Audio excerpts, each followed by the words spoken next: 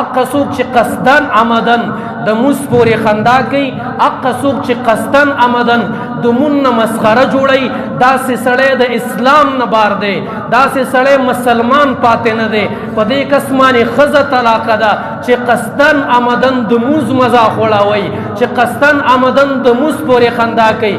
او یادو ساتئ کو د اسلامي ارکانو بې عزتي کوي، د دې بې حرمتي کوي، د دې پسې خنداګانې کوي، د دې پسې ملنډې کوي.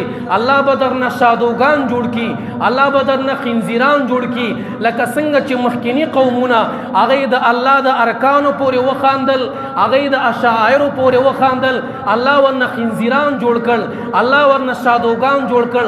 تاسو کوم خنداګانې د اسلامي ارکانو پسې شروع کړې، د اسلام د احکاماتو پسې شروع کړې، بیا دې ته تیار اوسئ چې الله مو خنزیران کی، بیا دې ته تیار اوسئ چې الله مو شادوګان کی، بیا دې ته تیار اوسئ چې الله مو په ځمکه باندې ډوب کی، بیا دې ته تیار اوسئ چې الله د کاڼي باران در باندې وکړي، الله در باندې کاڼي وورئ، الله در باندې زلزلې راولي، الله در ملکونه علاقې تباه او برباد کی. نن علل اعلان برا راست د الله د احکاماتو پورې خنداګانې کېږي. دا خلک سمول غواړي او دا خلک پوه کول غواړي، او کو نه پوهېږئ لږ د عادیانو حالاتو ګورئ، لږ د سمودیانو حالاتو ګورئ، لږ د لوط علیه السلام د قوم حالاتو ګورئ چې په هغې باندې الله کم عذابونه راوستل.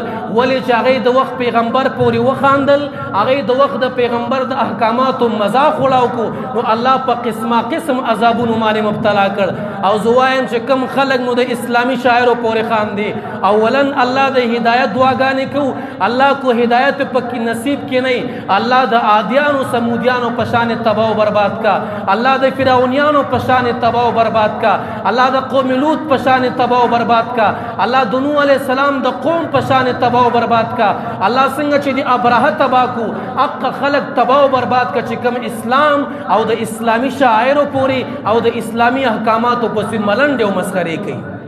دا خو د رسول الله مبارک دعاګانې دي مونږ ته چې مونږ کې خنزیران نه جوړېږي، دا خو د رسول الله مبارک دعاګانې دي چې مونږ نه شادوګان نه جوړېږي، دا خو د پیغمبر هغه لپې لپې دعاګانې وي چې الله زما امت مه شرموه، الله زما امت باندې اجتماعي عذابونه مه راوله، الله زما امت داسې مه کوه چې د خندا جوړ شي، د ملنډو جوړ شي. ورنه اعمال داسې شروع دي، ورنه کارونه داسې شروع دي چې الله زمونږ نه خنزیران جوړ کړي، الله زمونږ نه شادوګان جوړ کړي. داسې کارونه اعمال شروع دي والله د ویلو نه دي، والله په ژبه باندې نه راځي. او که یې مسلمان، که یې هغه سړی چې ځان ته مسلمان وي، که یې هغه سړی چې ځان ته امتي د محمد رسول الله وي، هغه پیغمبر چې تا دپاره ټول عمر جړا وکړه، نتیجه دا راغله چې تی دین پورې خندا کې، نتیجه راغله تی دین پورې مسخرې کې. ته د هغه پیغمبر د احکاماتو پورې خاندې، ته د هغه پیغمبر د قرآن پورې خاندې. ته کله په یو طریقه ملنډې کوه، کله په بله طریقه مسخرې کوه، کله ورپسې یو رقم ته خانده، کله ورپسې بل رقم ته خانده.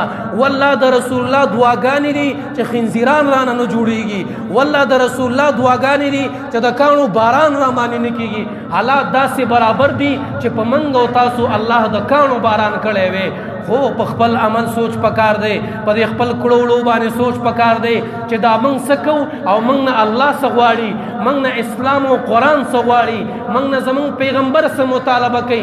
دې ته لږ سوچ وکئ، د دغې ناوړو غلطو کارونو نه لاس واخلو، ورنه ګوره د الله نیول به ډېر سخت دی. ګوره ان بطش ربک لشدید، ان بطش ربک لشدید، دا ستا د رب نیول ډېر خطرناک دی. ګوره